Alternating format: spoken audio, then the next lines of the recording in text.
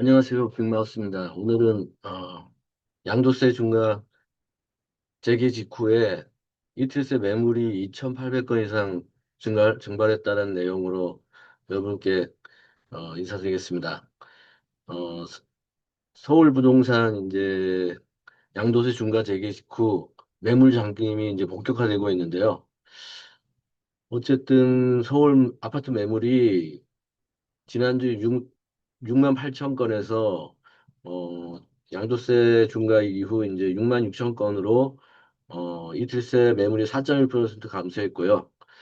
이것은 이제 자주택자들이 이제 최고 양도세율 82.5%가 이제 적용되기 때문에 사실상 집을 팔 수 없는 구조로 이제 전락하고 있습니다. 그래서 다주택자들이 어쩔 수 없이 매물을 거둬들이고 지금 아파트 매물이 이제 감소하면서 서울 집값 상승은 다시 또 불을 붙을 것 같습니다. 그리고 뭐 기존의 이제 전세 물량과 월세화 전환도 이제 빨라지고 있어서 집 없는 무주택자들은 굉장히 앞으로 고통스러운 날이 이제 이어질 것으로 보이고요. 서울 부동산은 사실상 뭐 지옥이 펼쳐지고 있습니다.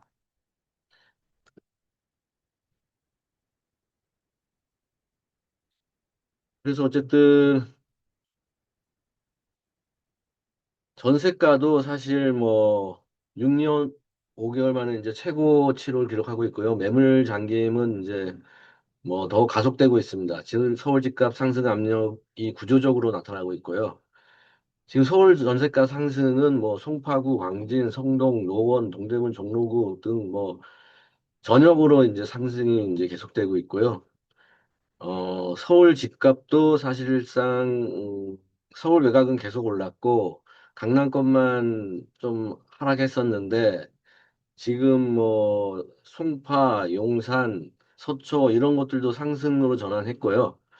지금 강남구만 뭐 소폭 하락하고 있지만 아마 조만간 부동산 조사에서 강남구도 상승 전환으로 발표가 될 것으로 예상되고 있습니다.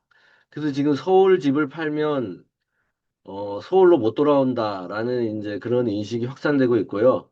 그래서 서울 주택 매도 포기 심리가 확산되고 어, 무주택자들이 굉장히 고통스러운 날들이 이어질 것으로 예상되고 있습니다. 참 이게 안타까운데요. 결국 부동산 역사를 보면은 그동안 역대 정권별로 봐도 공급 없이 규제만으로 집값을 잡을 수 없었다. 결국 노무현 정부, 문재인 정부 규제 일면도의 정책에서는 결국 집값이 폭등했다라는 것을 여실히 보여주고 있고요.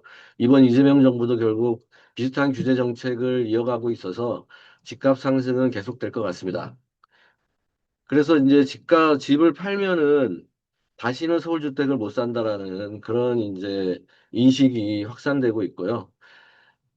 참, 양도세 세율 너무 높죠. 그래서 결국은 매물을 내놨다가 다시 걷어들일 수밖에 없는 그런 상황입니다.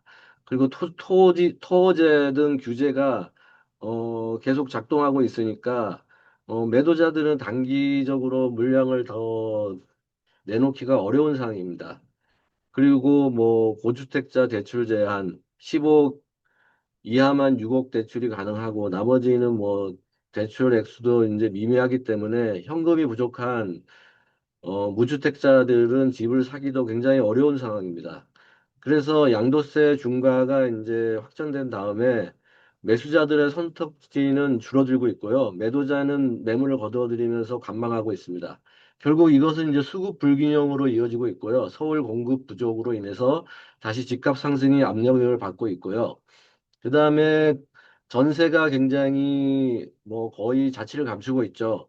이건 부동산 규제의 이제 문제점인데요. 그동안 이제 전세는 사실상 서민들이 내 집 마련을 할 수 있는 계층 이동의 사다리 역할을 했었는데요. 전세 매물이 줄면서 이런 계층 이동의 사다리도 사실상 끊어지고 있다고 볼 수 있을 것 같습니다.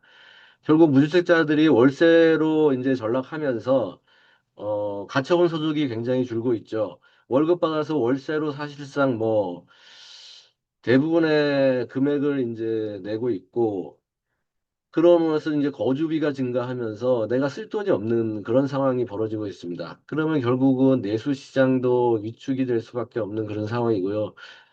결국 부동산발 뭐 내수 위축, 경기 부진 이런 것들이 또 거시 경제까지 연결되면서 앞으로 참 암담한 미래가 좀 예상될 수밖에 없는 상황입니다.